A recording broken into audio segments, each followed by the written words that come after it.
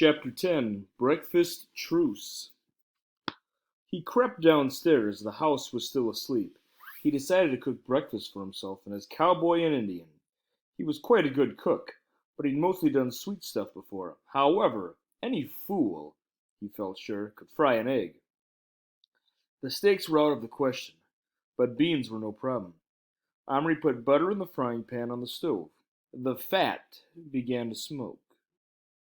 Omri broke an egg into it, or tried to, but the shell, instead of coming cleanly apart, crumpled up somehow in his hand and landed in the hot fat mixed up with the egg. Not as easy as he thought. Leaving the mess to cook, shell and all, he got a tin of beans out of the cupboard and opened it without trouble. Then he got a saucepan and began pouring the beans in. Some of them got into the egg pan somehow and seemed to explode. The egg was beginning to curl, and the pan was still smoking. Alarmed, he turned off the heat. The center of the egg still wasn't cooked, and the beans in the pan were stone cold. But the smell in the kitchen was beginning to worry him. He didn't want his mother coming down. He tipped the whole lot into a bowl, hacked a lopsided slice off the loaf of bread, and tiptoed up the stairs again. Little Bear was standing outside his longhouse with the hands on his hips, waiting for him. "You bring food?" he asked in his usual bossy way. "Yes." "First, Little Bear want ride." "First you must eat while it's hot." "I've been to a lot of trouble to cook it for you," Omri said, sounding like his mother. Little Bear didn't know how to take this, so he burst into a rather forced laugh and pointed at him scornfully. "Omri cook? Omri woman," he teased, but Omri wasn't bothered. "All the best cooks are men," he retorted. "Come on, you're going to eat with Boone." Little Bear's laughter died instantly. "Who Boone?" "You know who he is. The cowboy." The Indian's hands came off his hips, and one of them went for his knife. "Oh, knock it off, Little Bear. Have a truce for breakfast. Otherwise you won't get any." Leaving him with that thought to chew over, Omri crossed to the crate in which Boone was grooming his white horse with a wisp of cloth he'd found clinging to a splinter. He'd taken off the little saddle, but the bridle was still on. "Boone, I've brought something to eat," said Omri. "Yup, I thought I smelt something good," said Boone. "Let's get to it." Omri put his hand down. "Climb on." "Aw, shucks, where am I going? You can't eat a mad box. Where's it safe?" whined Boone. But he clambered up into Omri's palm and sat grumpily with his back against his middle finger. "You're going to eat with the Indian," said Omri. Boone leaped up so suddenly he nearly fell off, and had to grab hold of a thumb to steady himself. "Heck no, I ain't," he yelled. "You jest put me down, son, you hear? I ain't sharing my vittles with no lousy scalping shafting Injun. That's my last word." It was, as it happened, his last word before being set down within 6 inches of his enemy on the seed tray. They both bent their legs into crouches, as if uncertain whether to leap at each other's throats or turn and flee. Omri hurriedly spooned up some egg and beans and held it between them. "Smell that?" he ordered them. "Now you eat together, or you don't get any at all, so make up your minds to it. You can start fighting again afterward if you must." He took a bit of clean paper and laid it, like a tablecloth, under the spoon.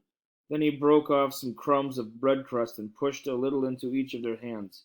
Still with their eyes fixed on each other's faces, Indian and cowboy slided toward the big, steaming bowl of food from opposite sides. Little Bear, after hesitating, was first to shoot his arm out and dip the bread into the egg. The sudden movement startled Boone so much he let out a yell and tried to run, but Omri's hand was blocking the way. "Don't be silly, Boone," he said firmly. "I ain't being silly. Them Injuns ain't jest ornery and savage. Them's dirty. And I ain't eatin' from some same bowl as no Boone," said Omri quietly. "Little Bear is no dirtier than you. You should see your own face. Is that my fault? What kind of hallucination are you anyway, telling me I'm dirty when you didn't bring me no washing water? This was a fair complaint, but Omri wasn't about to lose the argument on a side issue. You can have some after breakfast, but if you don't agree to eat with my Indian, I'm going to tell him your nickname. The cowboy's face fell. Now that ain't fair. That plumb ain't one ways fair, he muttered. But hunger was getting the better of him anyway, so grumbling and swearing under his breath, he turned back and marched to his side of the spoon. By the time Little Bear was seated cross-legged on the piece of paper of a hunk of bean in one hand and a mess of egg in the other, eating heartily, seeing this, Boone lost no time in tucking in, eyeing the Indian, who ignored him.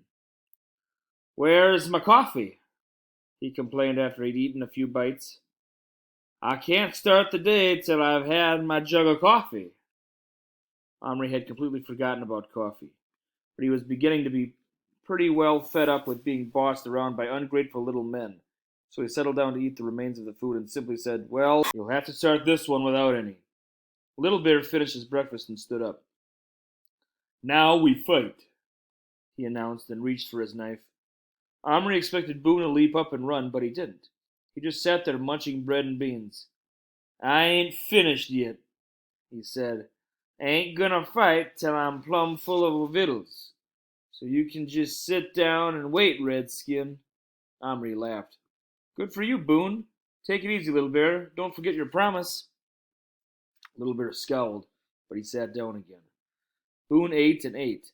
It was hard not to suspect, after a while, that he was eating as much and as slowly as possible to put off the moment when he would have to fight. At last, very reluctantly, he scraped the last bit of egg from the spoon, wiped his hands on the sides of his trousers, and stood up. Little Bear was on his feet instantly. Omri stood ready to part them. "Look a-here, Injun," said Boone. "If we're gonna fight fair. Probably ain't even a word for fair in your language. But I'm here to tell you, with me, it's fight fair or don't fight at all. Little Bear fight fair, kill fair, scalp fair. You ain't gonna scalp nobody, less'n you take it off with your teeth." For answer, Little Bear raised his knife, which flashed in the morning light. Omri, his hands on his knees, waited. "Yeah, I see it, but you ain't gonna have it much longer. And why ain't you? Because I ain't got one. And only I got my gun, and my guns run plumb out of bullets.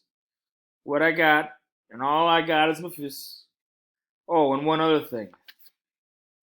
I got my hallucination here." He waved a hand at Omri without taking his eyes off Little Bear for a second. "And I know he don't want to see this purty red scalp of mine hanging from no stinking redskin's belt.